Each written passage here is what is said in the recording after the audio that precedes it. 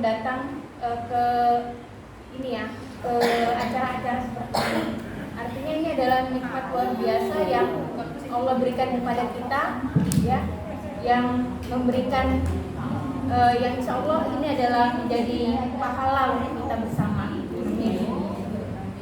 Pada hari ini perkenalkan Bu, saya dan teman-teman ini yang berbaju berjilbab ungu ini, kami dari organisasi masyarakat perempuan, Ormas Perempuan. Jadi Ormas itu organisasi perempuan yang tujuannya adalah untuk meningkatkan kualitas ya pemberdayaan perempuan, keluarga dan anak. Ya. Jadi jangan heran Bu kalau kami semua ini kadang-kadang bawa anak ya. Karena ini bagian dari fitrah kodrat kita sebagai perempuan, dan kita diberikan Allah artinya kemampuan yang luar biasa Bu. Kalau ibu-ibu itu bisa gendong anak sambil belanja keliling mall tahan.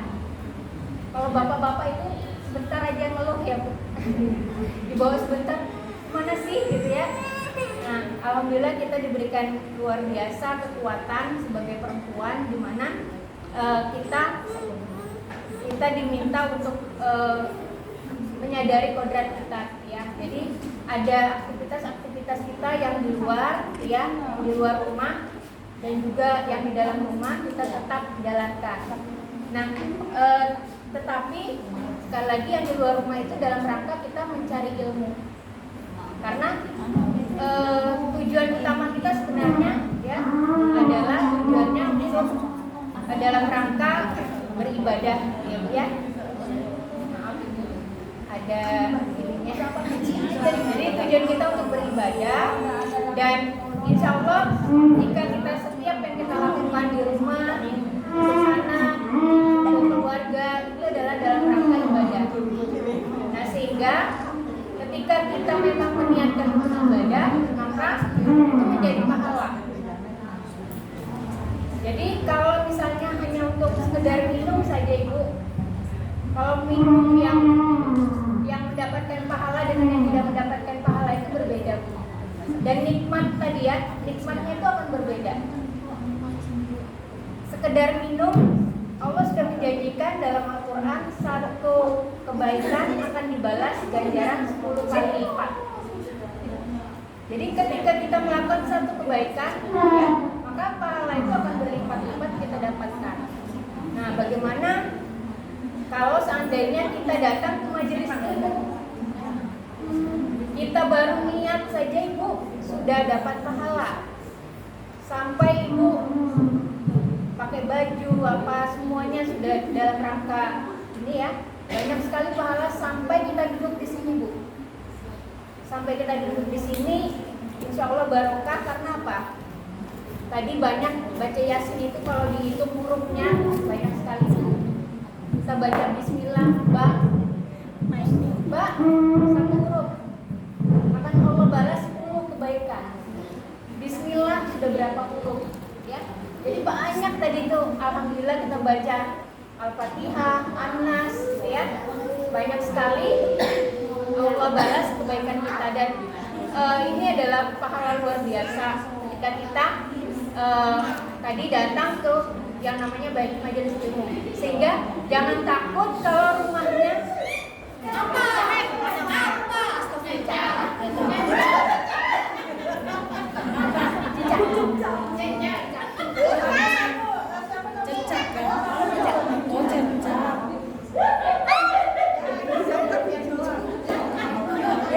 lari kemana?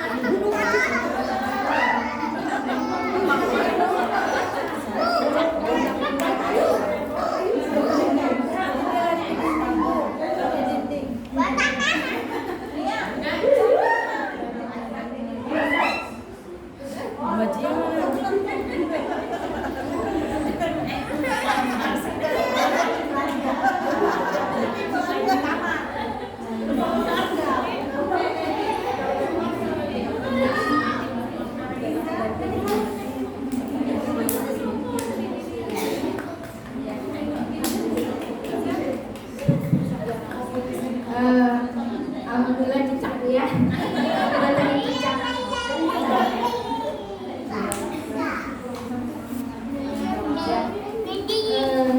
Tadi berarti banyak sekali kebaikan-kebaikan dan insya Allah menjadi tabungan akhirat kita. Nah, jadi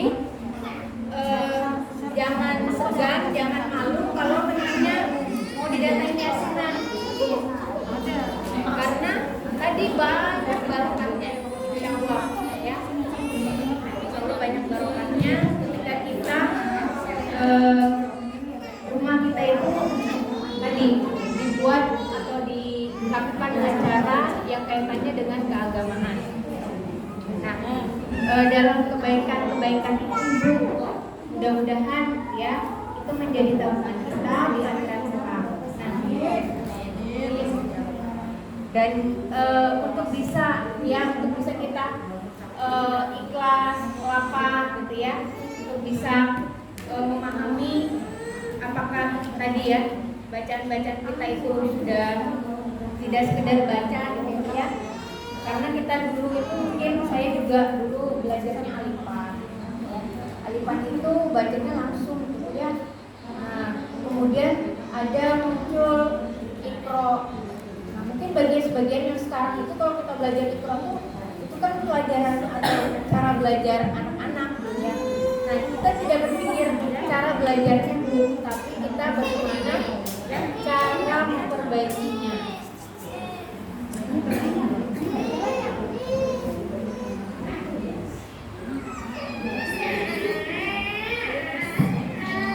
Kita sama-sama belajar, sama-sama berbagi pengalaman ya. Sebagaimana dalam Quran surat Al-Asr ya, Wal-Asr, demi waktu ya.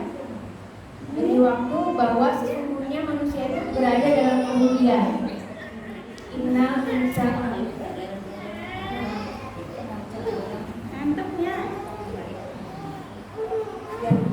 jadi demi waktu sesungguhnya manusia itu berada dalam kerugian. Dan kita ini kalau kita lewat waktunya ya, tidak ada kata terlambat untuk belajar, maka kita harus berusaha gitu ya, mumpung ada waktu, mumpung ada kesempatan, mumpung ada tempat ya. Nah, insya Allah ini menjadi tempat kita belajar bersama di Baitul Quran An-Nur ya. Nah, jadi Salimah ini Bu, organisasi perempuan yang kegiatannya seperti ini Bu. Jadi ada bidang dakwahnya kita itu membuka tempat-tempat pengajian. Jadi kita buka sudah berjalan sekitar 3 bulan. Ini baru kita tetapkan menjadi Baitul Quran sesuai dengan yang mau Ibu namakan apa ya. Nanti itu menjadi tempat kita sama-sama belajar ya. Nah, jadi untuk kegiatannya Salimah itu ada kegiatan belajar ngaji, ada pengajiannya ya. Pengajiannya kita ada di, kalau kita menamakannya kajian muslimah, itu yang untuk di Samarinda Utara ada di Masjid Nurul Taqwa di Jalan Wahid Hasim ya, sebelum Sumber Secerwi. Setiap 2 minggu sekali. Jadi Sabtu ini berarti Sabtu depan. Nah, kemudian kalau mau yang di kota itu ada di Masjid Al-Kausar jam Sabtu pagi jam 8.30 sampai jam 11. Nah, itu setiap Sabtu. Kalau ibu-ibu ada yang. Nah, kemudian kalau ada keluarganya yang disambutan, ada juga Bu disambutan. Ya. Jadi kita buka pengajian. Tujuannya apa? Tujuannya untuk supaya kita ini sama-sama belajar. Ya. Oh, sekarang belajarnya bisa di HP kok. Bisa. Tapi akan berbeda ya kalau kita bertemu seperti ini.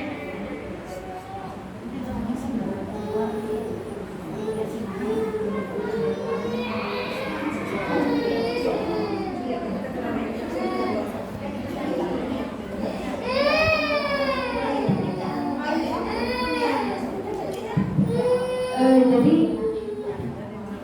pengajian untuk Salimah ini Bu, ada kalau misalnya ada keluarganya atau saudaranya, anaknya yang ada di sambutan, kita ada di Masjid Saifona Khalil. Kemudian kalau tadi di Samarinda Utara di Masjid Nurul Taqwa. di sana juga ada BPS-nya Bu. Ini BPS kita keempat. Jadi yang ketiga di batu cermin, namanya Firdaus. Nah itu dari 5 orang, 4 orang, 17, sekarang 24 alhamdulillah. Ya, karena sekarang itu kita tidak ada kata terlambat. Kami punya di Baitul Quran Jalan Cermai, Pasundan Bu, umurnya 74 tahun. Sudah sepuh ya Bu ya. Beliau semangat luar biasa untuk belajar Al-Quran. Jadi kita itu bukan melihat hasilnya nanti kita bisa atau tidak, tapi Allah itu melihat proses kita. Ketika kita belajar mengucapkan fa misalnya, fa itu harus keluar dari bertemunya lidah ke ini ya, fa. Kita ucapkan satu kali fa itu sudah 10 kebaikan. Nah namanya kita belajar proses, Allah itu melihat prosesnya, bukan berarti nanti setelah itu tidak usah dipikirkan. Belajar itu tadi kita harus punya semangat, harus punya niat, dan juga punya teman-teman yang sama-sama Bu, sama-sama belajar. Nah tapi juga teman ini harus saling menyemangati. Makanya dalam Quran surat tadi ya, Al-Asr tadi, demi waktu sesungguhnya manusia itu berada dalam kerugian kecuali orang-orang yang beriman. Beriman di sini berarti kan orang yang melaksanakan perintah Allah, ya. Dan orang-orang yang berwasiat dalam kebenaran, bertawasau bil haq, ya. Saling menasehati dalam kebenaran, artinya ada yang dalam kesalahan. Dalam kesalahan itu artinya mengajak kepada keburukan.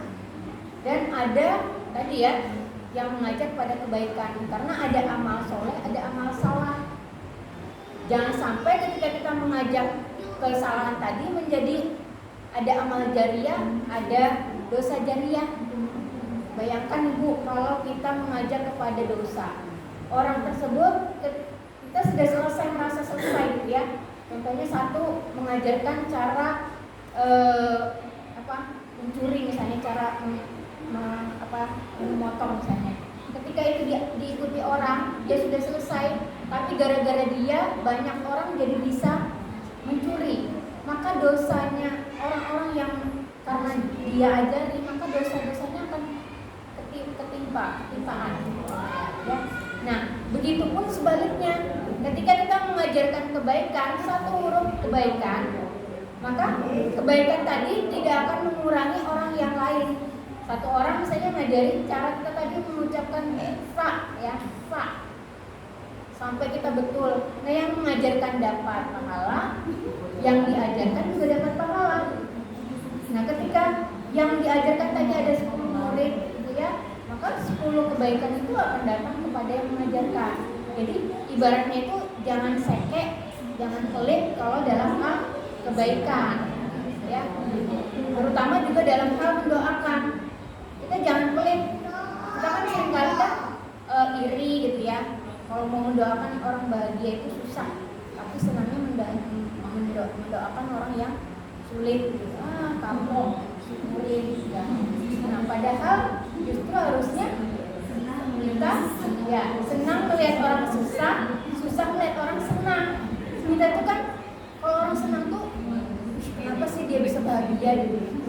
Dan kita kan tidak tahu ketika dia bisa misalnya keliling dunia misalnya ya, itu dia bahagia itu setelah dia melewati proses ya sampai akhirnya dia bahagia, kan kita tidak pernah tahu ya apa yang dia hadapi sebelumnya. Ketika dia bahagia kita lihatnya kok iri gitu. Padahal setiap kita ini punya ujian yang berbeda.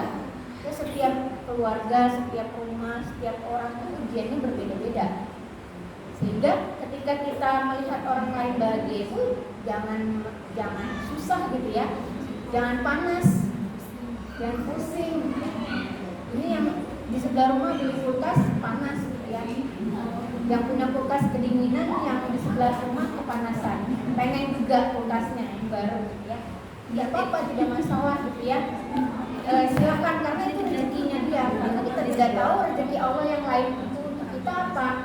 Jangan-jangan lagi kalau misalnya kita dapat kulkas yang lain, nanti Allah ambil yang lain. Kan kita tidak tahu. Makanya kita diminta untuk berbaik sangka. Ketika misalnya ada orang dapat kebahagiaan, maka kita doakan barakallah. Kenapa kita doakan? Supaya doa kita itu nanti akan kembali ke kita. Setiap doa itu akan kembali ke kita. Tapi doa tadi itu bisa saat itu diberi Allah, bisa ditunda dulu, bisa dicari atau diganti dengan yang lain. Ya. Jadi tidak ada kerugian kalau kita berdoa dan mendoakan orang lain dan berbuat baik. Ketika kita berbuat baik, kita berharap orang itu dapat baik kepada kita. Tidak, Bu. Kalau seperti itu namanya pamrih kan. Maunya dapat, kalau saya baik sama kamu, kamu harus baik sama saya. Tidak. Karena bisa jadi Allah itu membalas ketika kita dapat kesulitan di jalan, Allah akan tolong melalui orang lain. Jadi tidak harus pertolongan Allah itu dari orang yang kita beri kebaikan. Ya. Jadi seperti itu ya. Jadi mudah-mudahan dengan adanya tempat kita belajar ini, kita bisa